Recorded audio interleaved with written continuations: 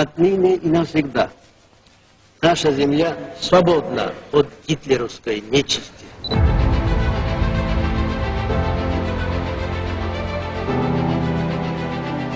Russia, which inherited from the Soviet Union the biggest tank arsenal in human history, is facing something that seemed impossible: the total collapse of its armored force. Classified intelligence documents reveal they've already lost over 3,000 main battle tanks. And according to confidential U.S. analyses from May 2025, if they keep this pace, Russia could run out of operational tanks by 2026. That's right, a nuclear superpower might simply run out of tanks. This has never happened in modern military history. And the most impressive part? This isn't happening because they lack resources or technology. It's happening because of something way more disturbing, something that's forever changing how wars are fought in the 21st century.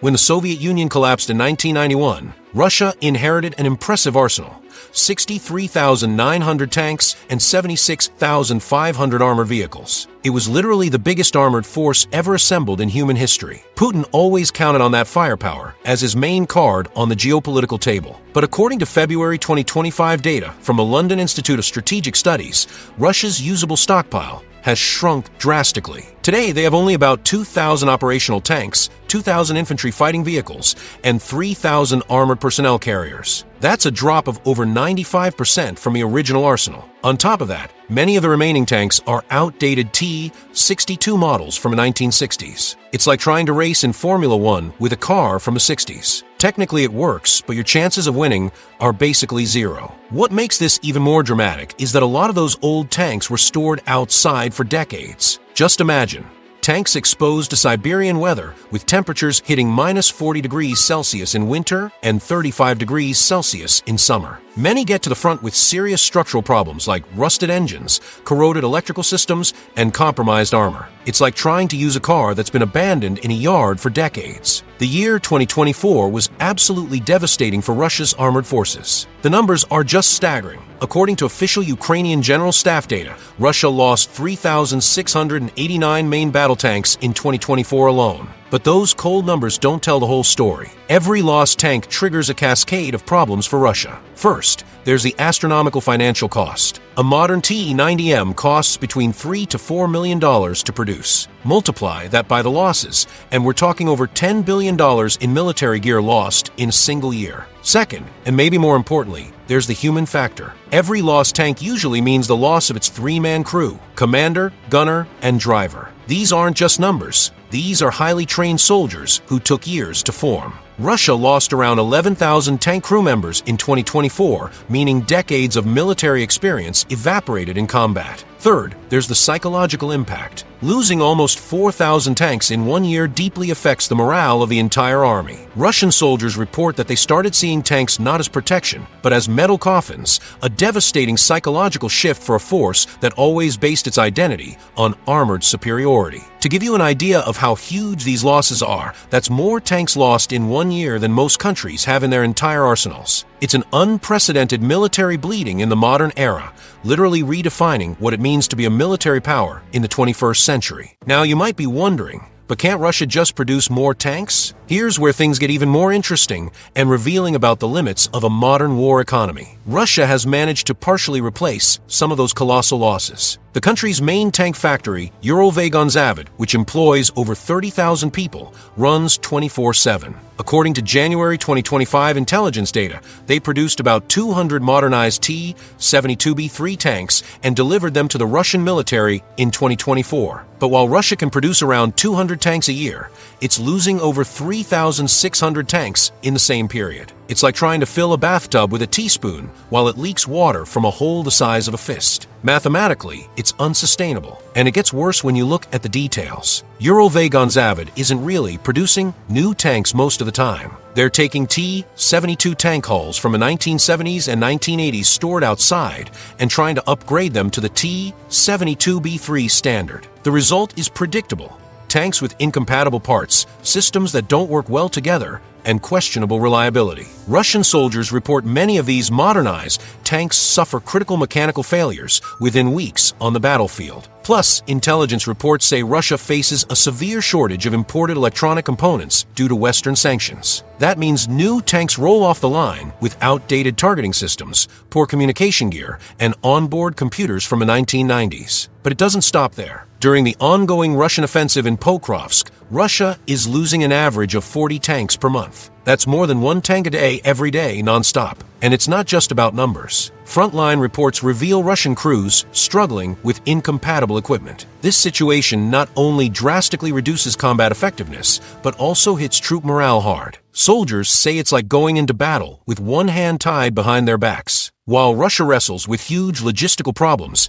Ukraine is leading a genuine tech revolution on the battlefield that's redefining modern warfare. What we're seeing is a transformation as radical as the introduction of gunpowder or firearms in military history. The Ukrainians are using Switchblade drones that cost about $70,000 each to destroy Russian T-90M tanks worth over $3 million.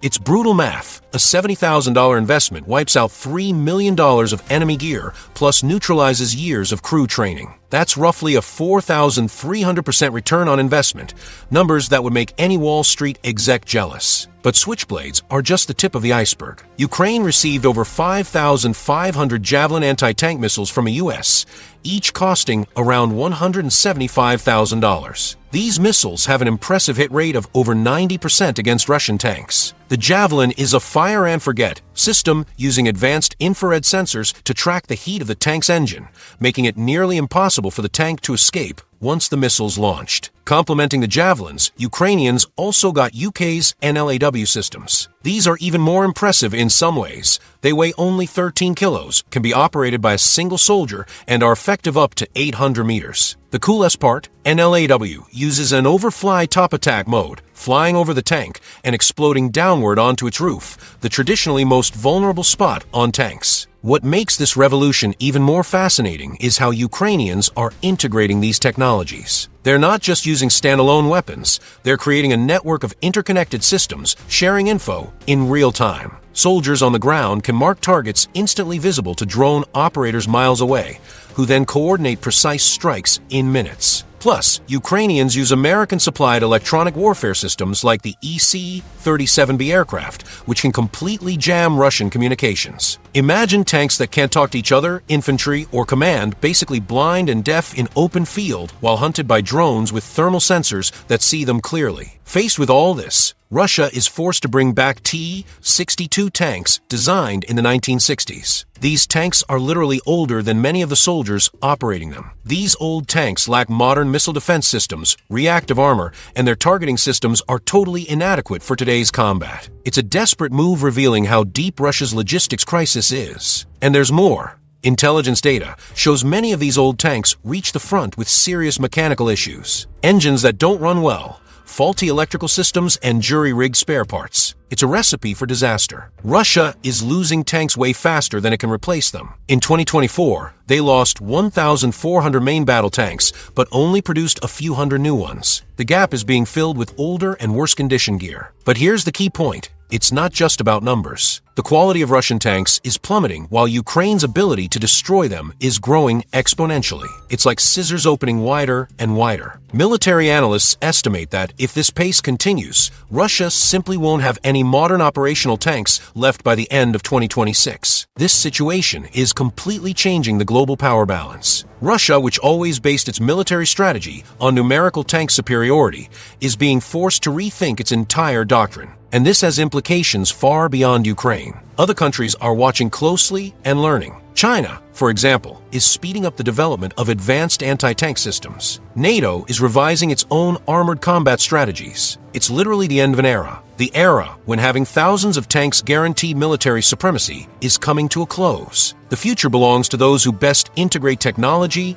AI, and electronic warfare. The big lesson from this conflict is revolutionary. In modern war, it's not who has the most tanks that wins, but who can see them first, hit them accurately, and better coordinate their tech resources. The Ukrainians are proving that a smaller, tech-savvy, better coordinated force can beat a much larger army based on last-century tactics. It's David versus Goliath, but David's got drones, AI, and guided missiles. And the craziest part? This transformation is happening in real time. We're witnessing the birth of a new way to fight, where brains and tech beat brute force.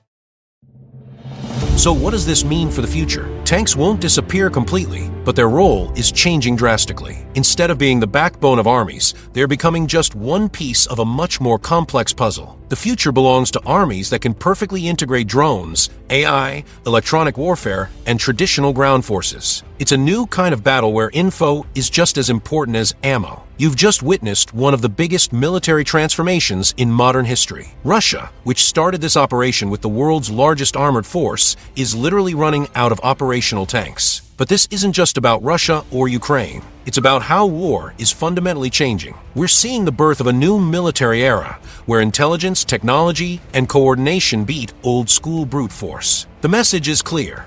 In the 21st century, the winner is the one who adapts fastest to new tech, not the one with the most last-century gear. It's a lesson that'll echo for generations in military academies worldwide. If you want to learn more about how technology is transforming global conflicts, drop a comment on what topics you want to see in the next episode. And don't forget to subscribe so you don't miss any new videos.